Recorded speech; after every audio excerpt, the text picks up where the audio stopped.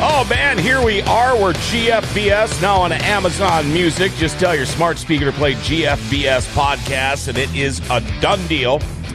Thanks to Jeff and Sean and Tom already watching.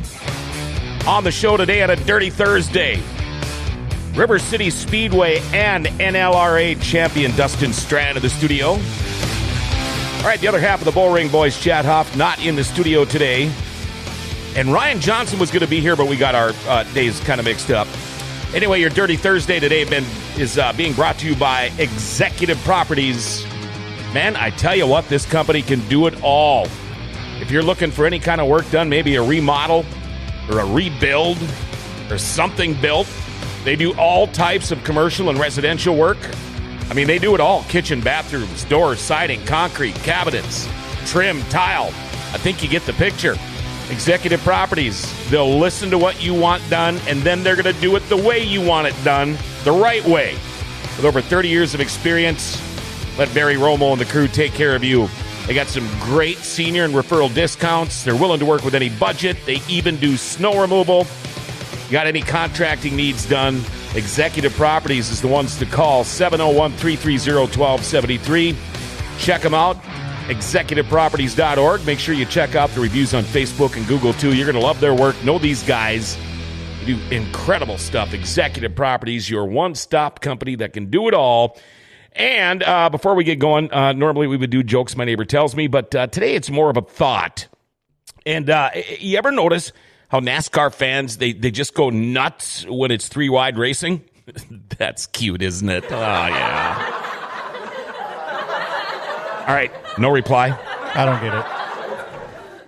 I bet you Dustin Strand gets it. How you doing, man? Oh, pretty good. About yourself? Really good. Three-wide racing, that's a norm, right? Well, for River Cities, but normally NAPCAR, they're in a single line. NAPCAR. If you want to call us, by the way, if you have any questions for us or for Dustin, 701-213-0863, the number, 213-0863. Getting back to NASCAR or NAPCAR, used to be a big fan. When Dale Earnhardt died, I quit watching for a while. And then I started watching it again, especially a couple of tracks. I like, Daytona, Talladega, or Bristol. I mean, the complete opposites of tracks, but I'm getting so turned off by it now. How about you? Yeah, I tell you, I really don't follow it much at all anymore. We used to watch it some, but it doesn't really do it for me. A lot of times if it's on, maybe we'll watch the last 15, 20 laps. We catch it, but that's about it. Yeah, and all the off-track stuff that's happening now. I think NASCAR is kind of shooting themselves in the foot. Oh, yeah, for sure. I want to say hi to Savannah, who, by the way, is watching. Carrie Ann, Jerry, Scott, Wade. Hi, Scott, Andy, Andrea, Gene. Wow, got a lot of followers already, a lot of people listening.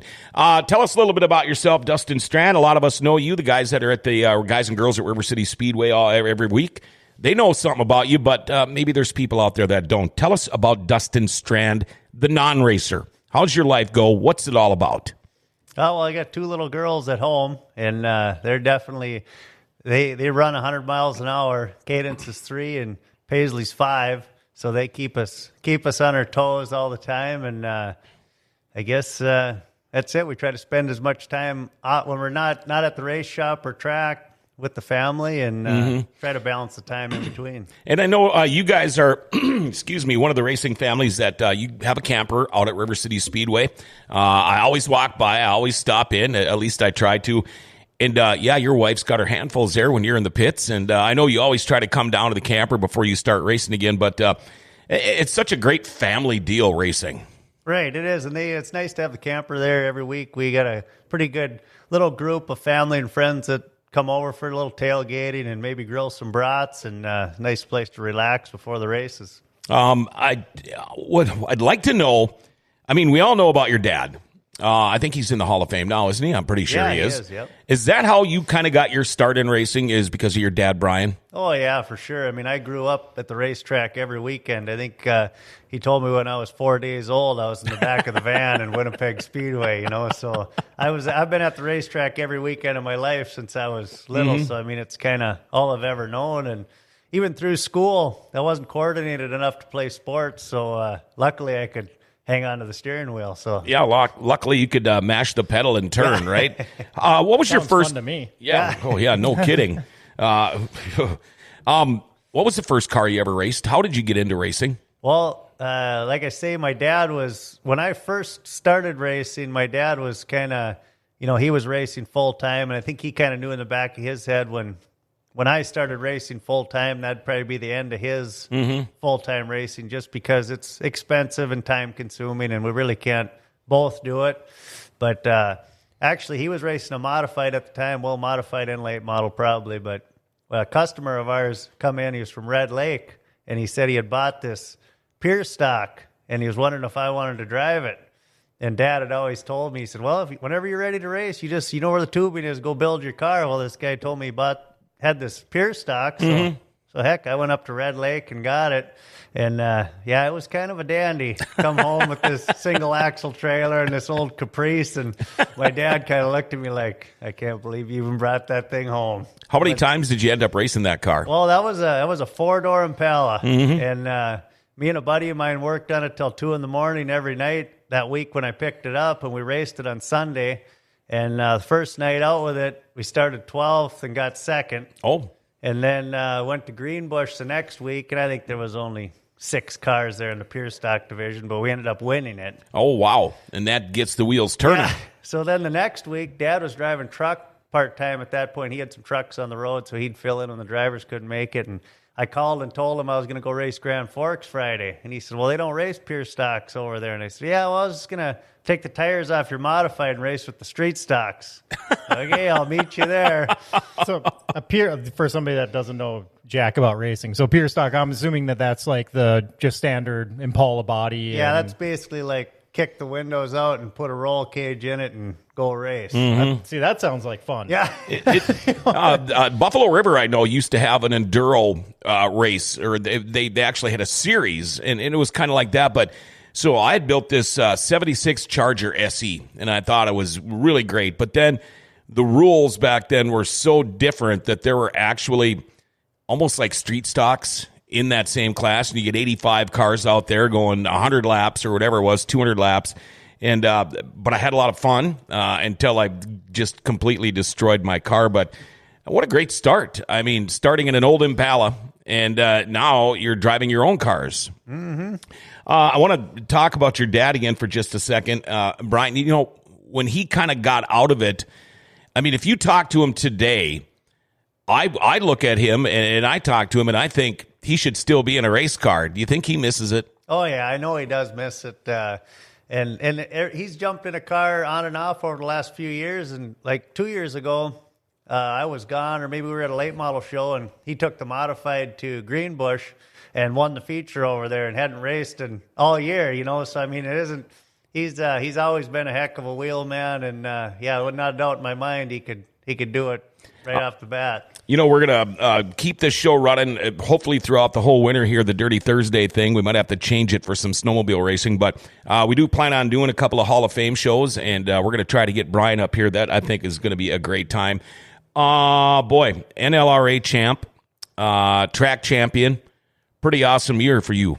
Yeah, it was a really awesome year. Actually, we had a really, really good year. A couple little instances of bad luck or whatever, but we had an awesome year. It was kind of shortened at the beginning with this virus and whatever, but it was fortunate that a lot of the tracks in our area were able to keep going, and that was pretty great that we were able to get a pretty good season in anyway. So what happened in the John sites? I forgot to even write that down on my notes. Well, you have horrible luck, by the way, in the John sites. I am supposed to be at that race, to tell you the truth.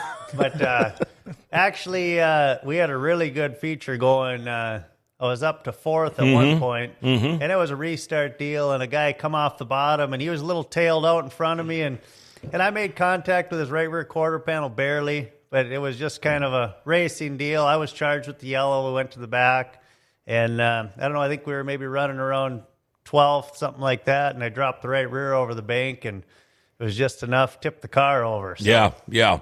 How many times have you been upside down in a race car? That was the 3rd time, I believe.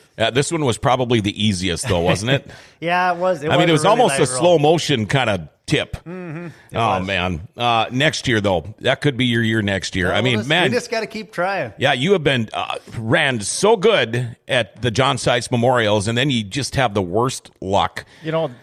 I've seen your car up close, and they're pretty big and wide. I mean, if you just tipped that thing, you must have been up in the air pretty far up there. Oh, yeah. Well, it was what happened. I dropped the right rear tire over the bank, and, the top of the track is a pretty steep transition from the front bank to the back bank. And I think the frame just dug in, and, yeah, like as John said, it was just really slow motion, and then all of a sudden it kind of caught and landed right on the wheels. And actually, if the motor would have fired, I could have probably drove it to the trailer. But I still don't know what's going on there. Something in the ignition box must have, I don't know if we got a loose wire or what. But anyway, we got that. We had to switch the box, and now everything weren't running good. So got to be like being on the zipper at the fair. Yeah, exactly. So you've got a big weekend coming up here, too, now. Yeah, Jamestown Stampede this weekend, and that's always a fun event. It's a 2-day deal, and years past they've done it so it's one show over 2 nights. They race the heats the first day and features the next. Well, now this year they got a different format. They're running 2 complete shows, so that'll be a little more fun. I mean, otherwise you sit there all night and only race a heat race. Right. So. Yeah, this way you keep a little more busy anyway. I might be late nights, but yeah. fun. Well, that's all right. I mean, the car's ready to go after all of the stuff that's happened. Yeah, I think we're ready to go. Well, have you guys ran since the sites? Have you ran that car? No, I haven't. They did. There was a race last weekend in Fergus Falls, but we opted not to go. We had some family stuff going on, and so no, we have not raced since the sites. I haven't been to the Fergus Falls racetrack, but is it kind of hard on equipment? I don't know. I mean, it's kind of a neat racetrack. It's a little bigger than Grand Forks, a wall all the way around it, and I mean, I wouldn't say that the track is hard on equipment, but as far as any time you're racing a track that's got a wall around the top, when something starts to happen, there's more often that you're in the wreck because you got nowhere to go. You got nowhere to go. You can't just slide off. Wall, Jamestown, how have you done in that in years past? So you've got a pretty good record over there, don't you? We've had pretty good luck at the Stampede. We've won 2 with the late model and 1 with the modified here a couple of years ago, and we always run pretty decent at this event. So yeah, I'm pretty excited. Hopefully, we'll have some luck there, I guess. How many other racers do we get them from, like the Duluth area? Do we get any of those guys, or from the cities, or does a lot of NLRA guys, or who all shows up for the Jamestown Stampede? Yeah, the late model deal is a lot of NLRA guys, but now it sounds like there is some guys from over in the Hibbing area coming. They had some incentives for first-time Stampede goers. I think they were paying their entry fee or whatever. So it sounds like some of those guys will be there. So I think we should have a pretty good car count. Oh, that's great. By the way, after safely and successfully hosting 3 variations of their Fargo Food Truck Festival this summer, state's biggest food event operator has decided to bring the flavor to Greater Grand Forks. We can't wait. It starts tomorrow. 3 days. It's right here in the Grand Cities Mall parking lot. It's going to be awesome. 14 food vendors, some non-food vendors, a beer garden sponsored by Rumor Sports Bar and Casino. It's going to be Oktoberfest. Different food truck competitions every day. Sweet Tooth Taste Test tomorrow, which I'm a judge, by the way. Making Bacon Challenge Saturday, and the Best of Oktoberfest on Sunday. It's going to be a lot of fun, all right? Masks, highly recommended. Disposable designer masks as well as hand sanitizers will be available too. So bring your lawn chairs. Be ready for 3 days of fun. Put it down in your calendar. It's this weekend, Friday, Saturday, Sunday, Grand Forks Food Truck Festival of the parking lot right here in the Grand Cities Mall. So that's not the Fargo Food Truck Festival. No, not the Fargo Food Truck Festival. I had to put the camera on. It's the Grand Forks. Yeah. Boy, we got a lot of people watching. Andrea, Dar, Shelly, Scott, Paul, Nate. Wow. So getting back to the Jamestown Stampede here, you going to bring the camper? You bring the family, or is this a little different? This year, I don't think the camper's going.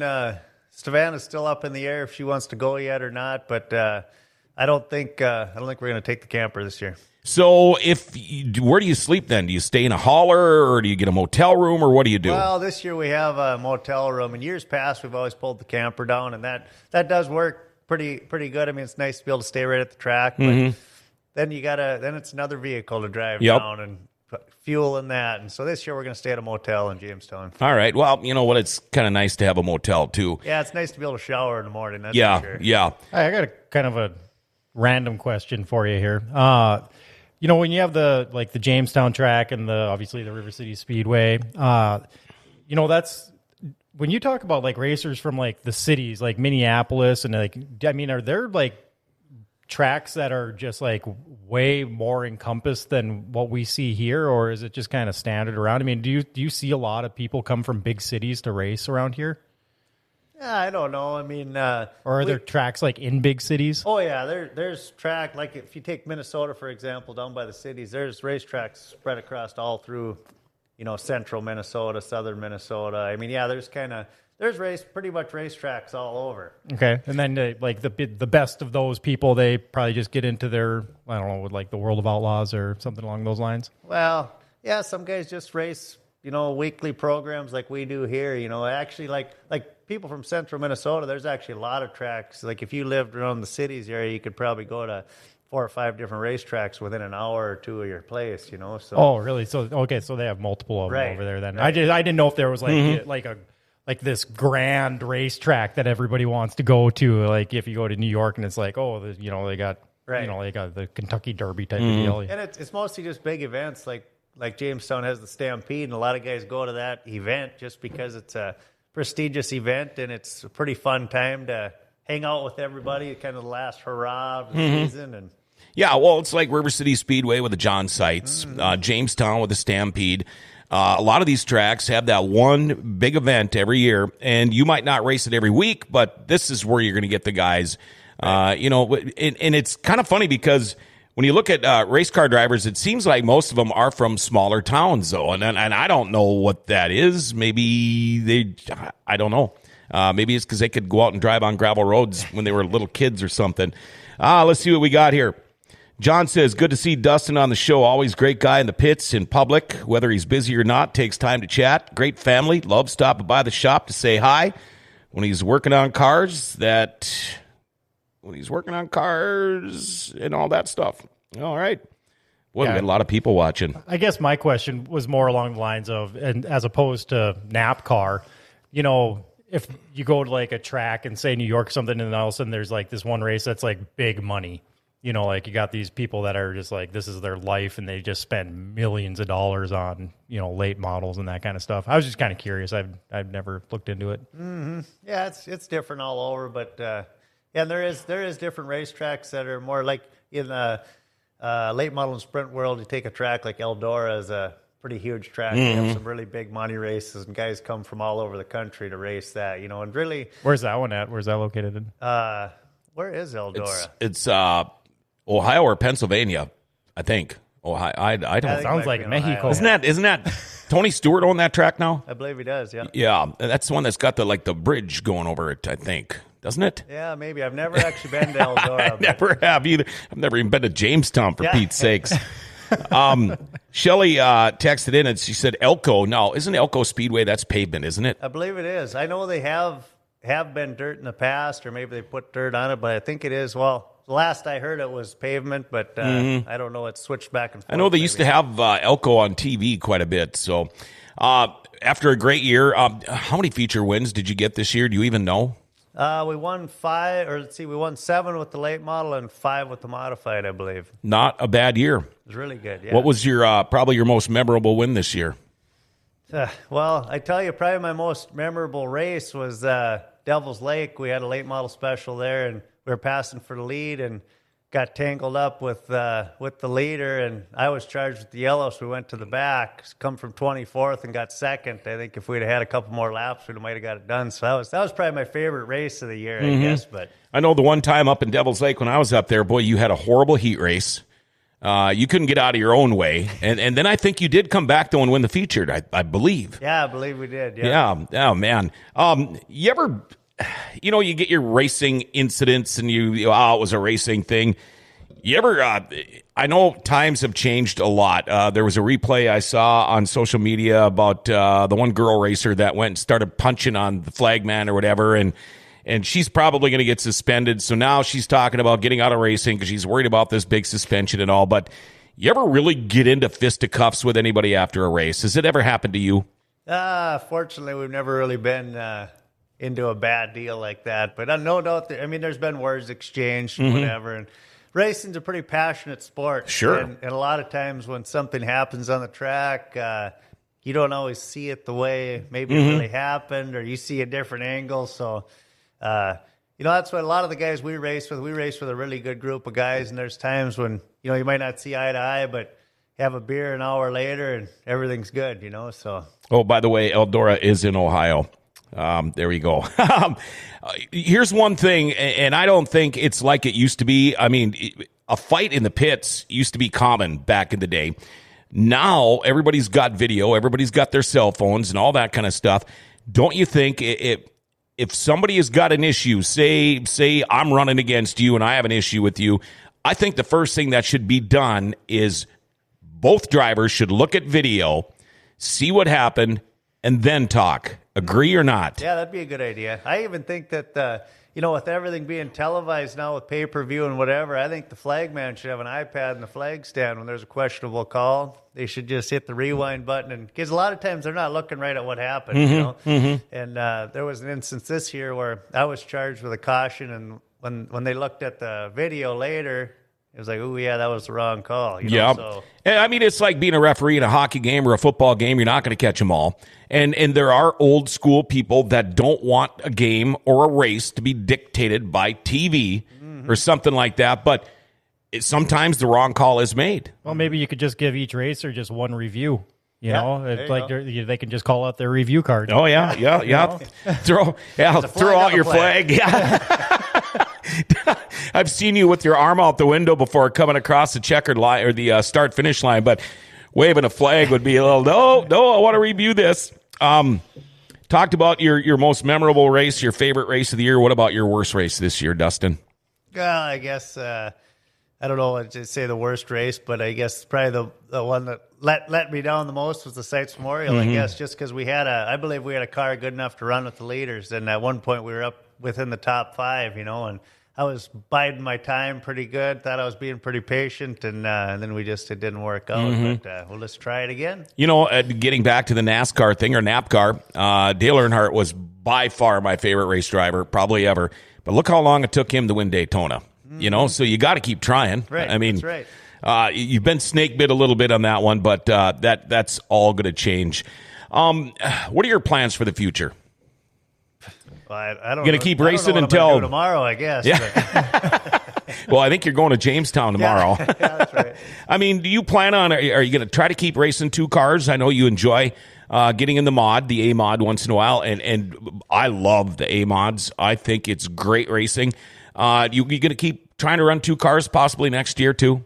Oh yeah, that our main business is modifieds and B mods. That's kind of what our bread and butter is. So anything that we're doing with our A mod, we're testing constantly, trying to keep our customers going the right direction. And a lot of stuff we learned in our late model trickles down through everything as well. But we'll continue to race the A mod as much as we can. I wish there was more Wasota A mod shows close by so we could race that car a little more. IMCA kind of moved in, and the rule packages are enough difference where you can't really just switch a couple things and go a race. It'd be nice if that was a little more common ground there. But yeah, we're going to try to continue doing what we're doing. It's hard for us not to race a late model too, being we can race right in town and for a decent weekly purse and travel the NLRA tour. They got a pretty good deal going. Yeah. So you basically when you're in your A mod, it's kind of an R&D thing too for you, isn't it? Oh yeah, for sure. And there's times a lot of times we're testing something. Sometimes it works, sometimes it doesn't, but that's the only way you find out.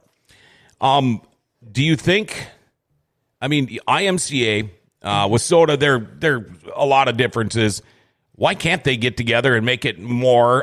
Still, you could still be IMCA and you could still be Wasota, but what is it? One of them just doesn't want to give up? Or why can't they be the same? Because that way, if there is an off night, you can go jump in with some of these guys. Maybe you could go run Fargo, or maybe you could go run, Buffalo River or whatever. Do you think, will that ever happen, or will it not? I don't know. I'd really like it to see that happen. If it was just a deal where you had to change tires and maybe put a wing on or take a wing off and go race, that'd be awesome. But the way it is right now, there's just so many little things, like the motor rules, for instance, and a lot of things that don't really make a lot of difference on the racetrack, especially when the track's slick, and which we race on a lot of times anyway. And then you come down to even the wheels. You got to have a WSOTA stamped wheel or an IMCA stamped wheel. They come out of the same factory, they're the same wheel, but you got to have the right stamp or sticker on your wheel, which is really goofy to me. You'd think if it should just be a spec wheel. They're trying to keep things safe, but of course, they get a kickback for every wheel sold, so they got to have their deal. So, yeah, I don't know if that'll ever happen, but it sure would be nice if it did. Okay, so if you were to take your WSOTA A-Mod and make it raceable for an IMCA race, how much money are we talking in a difference there? What all would you as far as the cost goes? Well, if you were starting from nothing, if you were going to say, I'm going to start racing tomorrow, and you're going to buy an IMCA mod versus a WSOTA mod, a lot of guys will argue that, you can buy an IMCA mod really cheap. Well, that really isn't the case. I mean, if you want the right stuff to be able to compete with the top guys, I mean, a lot of the stuff's costing pretty much the same, other than maybe the engine program. Most guys run a 604 GM crate motor in IMCA, which that's another can of worms. I believe there's a lot of shenanigans that go on there because you're running a sealed motor, supposedly. Sure, yeah. You can buy those seals on eBay. Oh. Now, if you know what you're doing, you got 200 more horsepower with factory seals, and nobody knows any difference, Oh. But once you already have the equipment, say right now you got a WSOTA modified, and we run a concept engine, which is a little cheaper engine package for WSOTA, but they allow you to run aluminum heads untouched.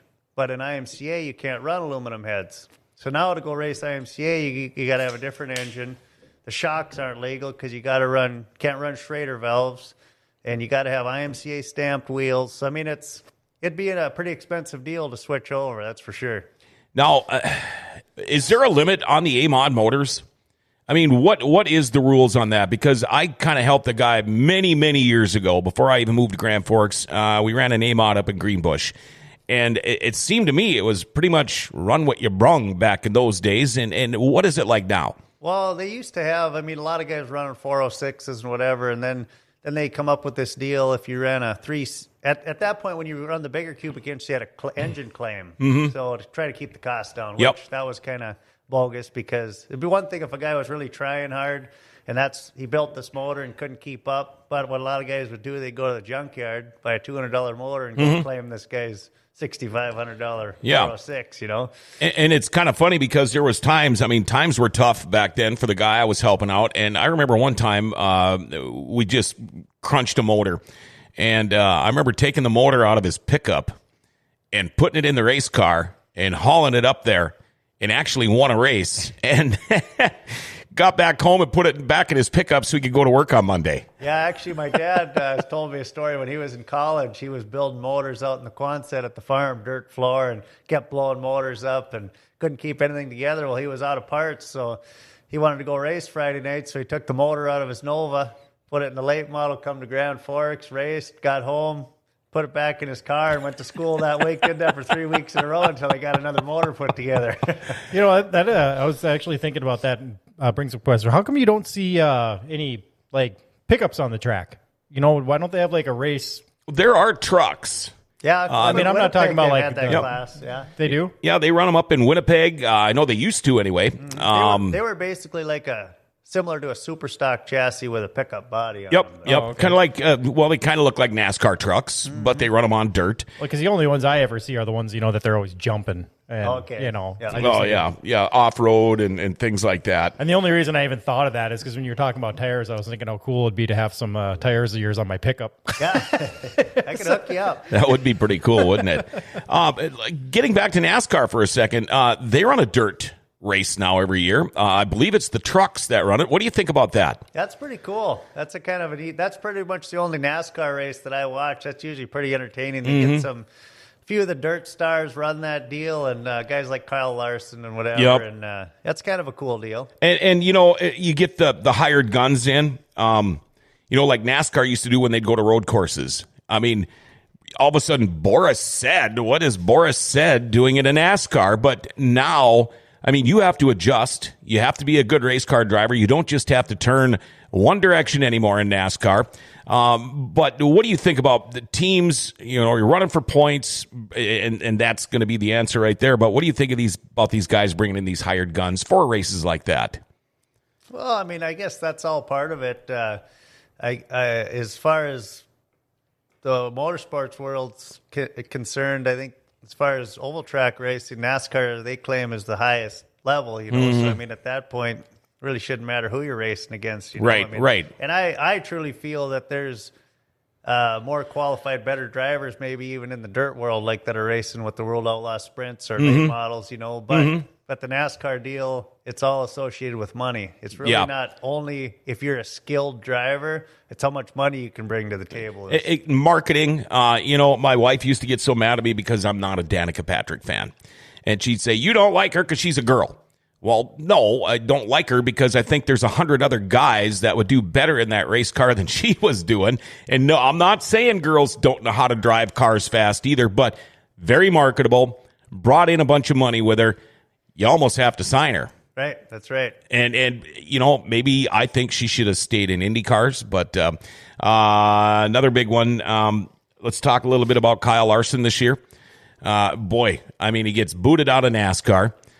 It doesn't matter what he hops into. The guy is he is sick fast no matter what he did. That night here, when the World of Outlaws were here, that late model feature and then followed up by the World of Outlaw feature, two of the best back-to-back features I have ever been a part of.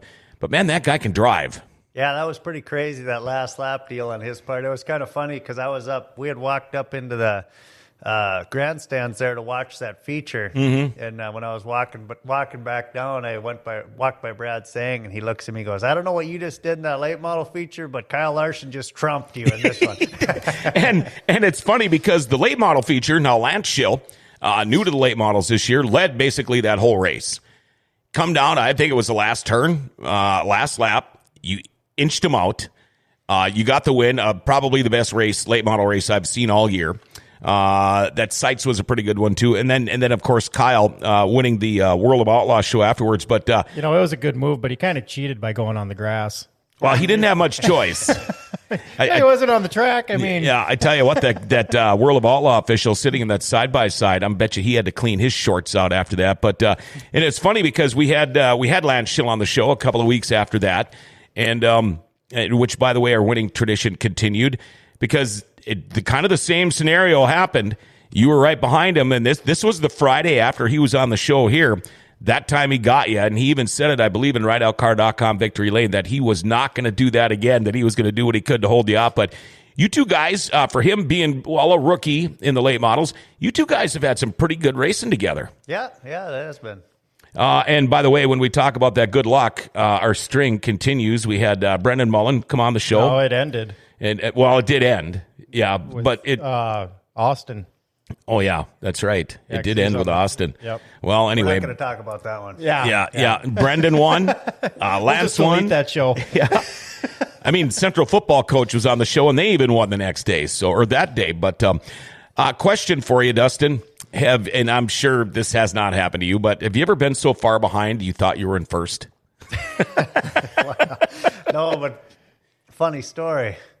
One time they had a modified special in Grand Forks, and we pulled on the track, and I always watch the lap counter on the back straightaway, which, whatever. Anyway, I pulled on, and they usually it shows up there how many laps the feature is. Well, it said 15. And I know where you're going here. Yes, we're running 15 laps. So got to the lead, leading the feature, and we're like way checked out. My guys are telling me I'm way out in the lead, and I was in the middle of lap cars. Well, lap 14, I come across the line, and the flag's waving to beat hell. Well, it's so dark, you can't see the flag man, really. You're kind of looking into the lights. So he's waving the flag to beat hell, and come around the next lap, waving the flag again. Well, I was white and a checkered. So I let off, and I'm pulling in. And as I'm pulling into victory lane, now I'd coasted down the whole backstretch. When I get to the front stretch, the second place guy goes by wide open. I'm like, well, that's weird. Well, here the race wasn't over. Yeah. He was waving the move over flag for the lap cars. So now I usually race an extra lap or two when the race is done. I do remember that, by the way. We don't. We try not to talk about that night. But you know what? I'm guessing you probably got an earful in the pits afterwards. Yeah, well, I was probably harder on myself than what everybody else, but yeah, that was pretty dumb. The only thing I can compare that to is I was watching my daughter's soccer game. She's 8, and whenever you watch the kids and they're, they get on their breakaway, and it's like, you're going the wrong way. Yeah, same deal. The old Jim Marshall Minnesota Vikings move, celebrating the touchdown, and you scored in the wrong end zone, buddy. Wow. So now if it's a 20-lap race, I usually race at least 21 to 22 to kind of make up. Yeah, and if you notice, most people do that. I mean, they'll go that one more extra lap, extra hard, just because. Now, I can tell you this from my own experience. I have been up there in the booth numerous times at numerous tracks, and sometimes it is a little wrong what they've got up on the lap counter up there. Another thing with the lap counter, do you like it when they have laps remaining or laps done? I like it when they count backwards. If it's a 25-lap race, I like to see 25, 24, 23. Yeah, I agree. I don't like that because, well, let's face it, I'm not very good at math, and I got to start doing math. Wait a minute, that means I've got how many laps to go? But don't you think they should go from the end, and go backwards? Yeah, I do, yep. A lot of people help you on your car, including your dad. Who's all part of your crew, Dustin? Oh, my dad and Nathan and Timmy, they put in a ton of hours. Nate lives in Carrington, so every week he drives from Carrington, which is a huge commitment. That's a haul there. And he just both them guys. And my dad he comes when he can. He's there most of the time. Sometimes he's stuck on the farm, whatever. Mm-hmm. But yeah, all three of those guys worked their tails off all summer, and I couldn't do it without them. If those three weren't involved, I probably wouldn't do it because I definitely wouldn't try to do it by myself. And just like a lot of people say, the races are won in the shop during the week and in the pits, getting things ready. And I truly believe that if you'd have don't take care of your equipment and prepare for the night, that's how the night will work out. Yeah, because you will see guys at the track every week, and they might not be a top 5 car every week, but the guys that spend the time on it, they're the ones that are always up there running for a win. Right. Your race shop, you build race cars. Tell us a little bit about that. Yeah, we have a shop in East Grand Forks where we build the Millennium chassis, and like I say, 90% of our business is B-mods. Mm-hmm. We have a lot of B-mod guys, and it's we're not a mass-producing chassis shop by any means as far as just building the chassis, throwing them out the door, and you're on your own. A lot of the cars that leave our shop are a turnkey operation. When they leave our shop, they're ready to go on the racetrack and win races. And a lot of the guys, too, they own their own business or they're farmers, so they don't have the time to do everything. And it's I take a lot of pride in guys that maybe only race 6-8 times a year that are winning features, and that's pretty huge. Yeah. Do you have help in the shop, or is this a solo thing? No. Well, wintertime, Dad's there, and summertime here and there when he can sneak off the farm, he kind of has taken on a lot more land now, so he's pretty swamped over there too. But so summertime, it's just me there, and wintertime, and both of us are there usually. How old's your dad now? He must be 56 or 57. I was going to say, is he ever going to slow down? We have a guest. Oh, looks like we got. Let's bring him in. Hey, Bobby, you want to join in the show? Put your cans on. I'll turn your mic up. All right, Dustin. Sponsors also make this thing work. Yeah. You can't do it without them. Give a shout out to these guys. Yeah, we got a lot of really great guys that help us out, whether it be in help with fuel to get to the track or money to keep things operating or parts, whatever. But a lot of guys help keep this team operate. Got to thank Walhalla Building Center, Keyweight and Truck Service, Q&Z Plumbing and Heating, Cars Grain Service, Bemidji Welders Supply, Double Deuce Bar and Grill, Nosted Acres, Sturdy Race Engines, Forest Flying Service, Bob's Truck Accessories, Sam's Auto Body, and my wife's business. Can't forget that. Or she'll throw me right out. Generation Salon. So if you need to get good looking haircut, you got to check her out. Flagstaff Nissan Subaru, Bemidji Marine, Gorsuch Performance Solutions, and Shocker Hitch. And like I say, everybody that helps us out, whether it be big or small or in between, we appreciate each and every one of them. Now that I see you brought a list today, you ever think about taping one of those to the side of the car? Because I probably should. Well, this was my wife's doing. She told me, "No, do you need me to make a list, or are you going to make it?" I said, "Okay, I'll make the list." By the way, she did text us and says when we were talking about counting up or counting down, she says, "Remaining, I hate counting up." And John replied to Savannah saying, "Definitely agree with you." So I'm glad you got all the sponsors, because it never fails when you're in Victory Lane. Every race car driver pretty much says, "I know I'm forgetting a couple of them, but geez, I'm sorry." And your heart's racing, and you're trying to remember everybody. Mm-hmm. You don't forget somebody on purpose, but you're kind of scatterbrained at that point. Yeah. I mean, you're thinking about the win and the party, and afterwards, it's hard to remember all of those guys, and I know how important they are to you. I mean, you got to have your sponsors.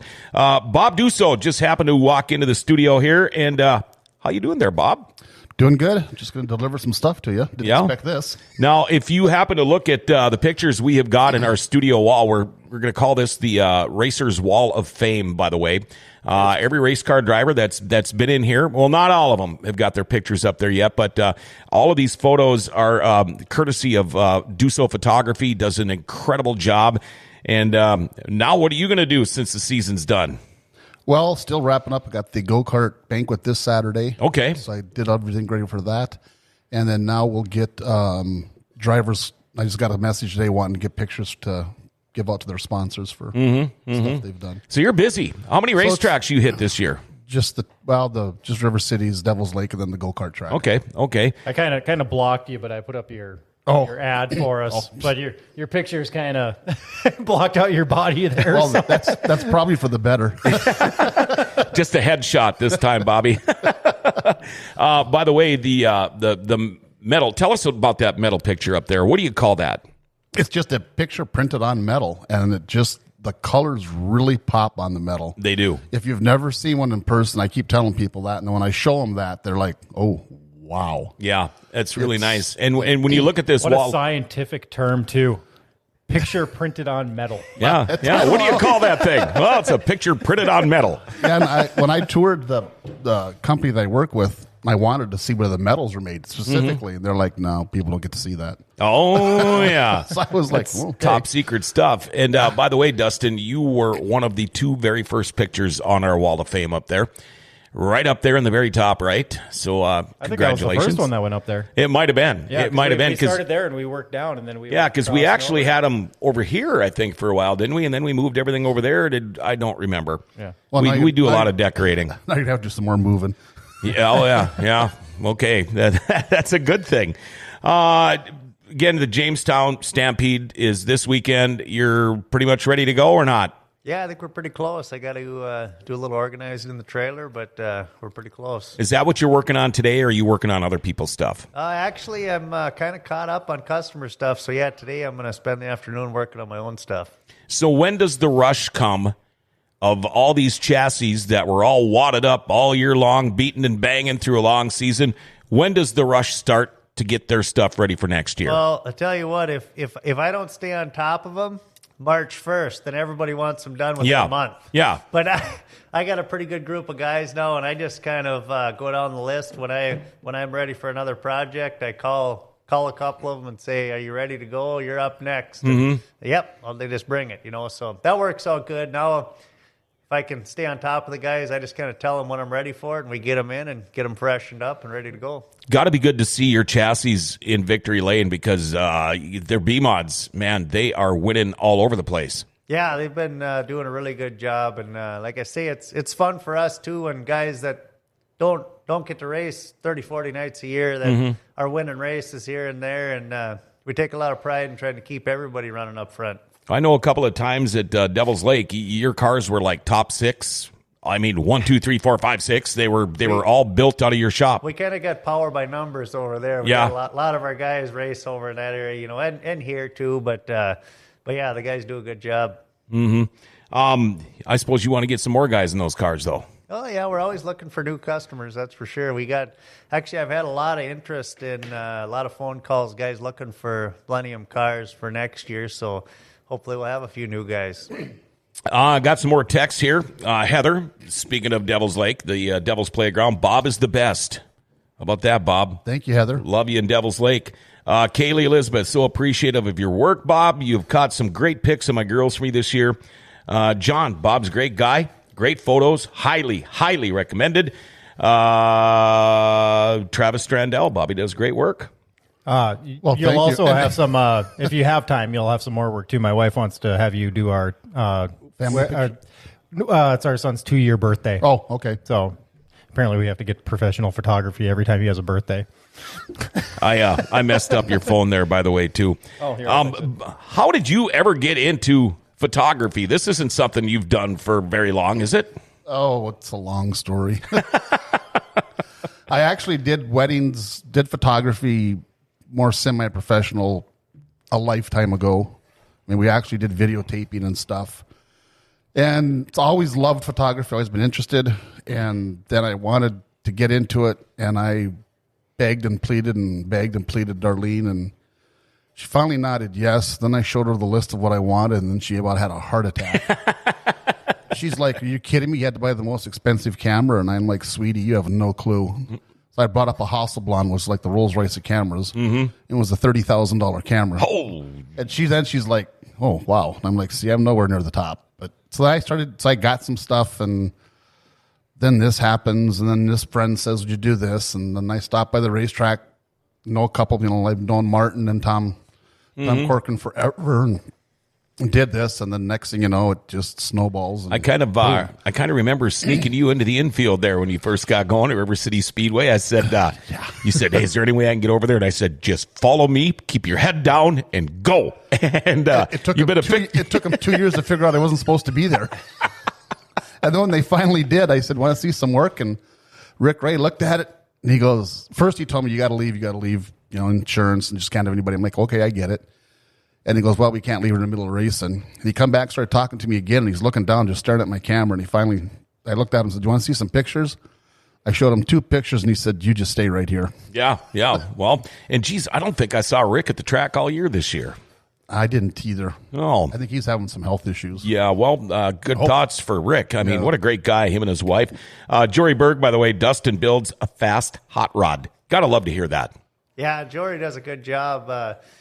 Just a lot of guys, a lot of guys that are customers of ours, they like to have nice stuff too. Mm-hmm. We take a lot of pride in taking extra time to make sure things look good and are done right. And that's part of the reason too. Everybody always asks me why I don't have somebody working for me and whatever. And there's times when we're busy enough for that, but it's kind of hard when a lot of the stuff we do, specialty stuff, and when you want stuff done the way that we like it done, it's hard to train somebody to do that, So. By the way, if you saw yesterday's show, Jory, I did have the Mustache Mafia T-shirt on yesterday. So, do you always have to? Do you keep your car looking the same like every year, or do you switch it up to? Like your colors and all that kind of stuff. Well, you don't have to.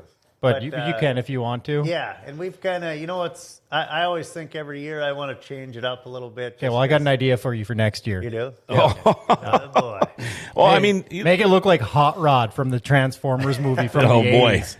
Well, what I was going to say is, everybody kind of knows you as, like, they know me as when that car rolls on the track, they know that's me. Yeah, the black and orange. Right. And that's actually, we were thinking about doing that for our colors for GFBS. Okay. Yeah, because, your car stands out so well with those colors. Mm-hmm. And I get a lot of compliments on that it's visible from the track. And I like to be able to have the names on the side of my car that people can read them. Some of these cars on the wraps, all the colors blend together. You can't read anything. Yeah, and it's even hard. Up in the booth when I'm calling races, sometimes it gets very hard. It might look cool when you're standing up close to the car, but as far as the fans being able to see it and the announcers, it gets tough to do. But it was funny because we've got the TV screen up here now where we replay all of our shows that we have done. And I just happened to be watching yesterday with Tom Corcoran and the history of Tommy. And that's one guy that changed it up. I love his colors he's got in the car this year, the blue and the red and the white, but I forgot all about the gold one last year until that popped up when we were kind of going through the history. And he's one of those guys that's not afraid to change it up a little bit either. So that's cool. I like that. Anybody else got anything else to say? Bob, how about you? Had a good year. Hope everybody next year. things go a little bit better or a lot better. Yeah. Hopefully we get back to the old norm. No, there's just get back to the way it was. Get back to the normal. Yeah. Again, well, thank you, all of you people that have been texting us all show long. Dustin Strand, the first of our River City Speedway champions to make it the show this year. Ryan Johnson, who is the street stock champion. He'll be on the show next week. Chad Hoff, hopefully he'll be back. He got called into a meeting right before the show was going to start. So good luck in the Jamestown Stampede. Thank you. Come back with that hardware again. And if you win that one, are you going to have a little party afterwards when you get back, or are you going to do it there? I don't know. Because I like it when you have parties, because I usually get invited. Well, we always have our yearly shop party around, somewhere end of February, first part of March. So you'll definitely get an invite for that. And I like that one because that's a good chance for me to catch back up with your dad. I actually never really knew your dad until I think the first party we were invited to at your shop. And he's just a great guy. And we're looking forward to getting him back on the show, too. Get him on the show here, hopefully this winter when we do one of our Hall of Fame things. But Dustin Strand, thanks. Bob, thanks for popping in. I look forward to my invite. You popped in right at the right time, man. Well, there we go. Another Dirty Thursday in the books. And a special thanks to Oh for Heaven's Cakes. There's nothing better than treating yourself to some good homemade baked goods. Well, that's where Oh for Heaven's Cakes comes in. The best cupcakes and cakes for special occasions or maybe just a treat. They make incredible specialty items by order, or you can walk in to find out more. And while you're there, I tell you what, enjoy their homemade lunch and soup. They've got keto, gluten-free, vegan, and diabetic options. And if you're a business owner, maybe it's time to treat your employees to a little something. Well, check out their monthly employee discounts. Oh for Heaven's Cakes on the north backside of the Grand Cities Mall, open Tuesday through Friday from 10 to 4, Sundays 9 to noon. Call 701-757-CAKE. That's 701-757-2253. Or go to ohforheavenscakes@yahoo.com. Tell you what, be a beautiful cupcake in a world full of muffins. Oh for Heaven's Cakes, right here in the Grand Cities Mall. Well, let's see. Tomorrow, Tyler Palmasino is going to be on the show. We're going to talk about a fundraising golf marathon, and I'm sure we're going to talk a little hockey, too. By the way, we want you to be a Podbean Premium subscriber. We got some more great prizes coming up here soon that you could win. Just be one of these premium subscribers. Go to your Play Store, download Podbean, search GFBS, hit follow, and buy premium, and you are all set. And don't forget, we are now on Amazon Music. Just tell your smart speaker to play GFBS Podcast. Hey, make sure you like us, share us, and tag us too, all right? We're Grand Forks' best source, giving Grand Forks an identity again.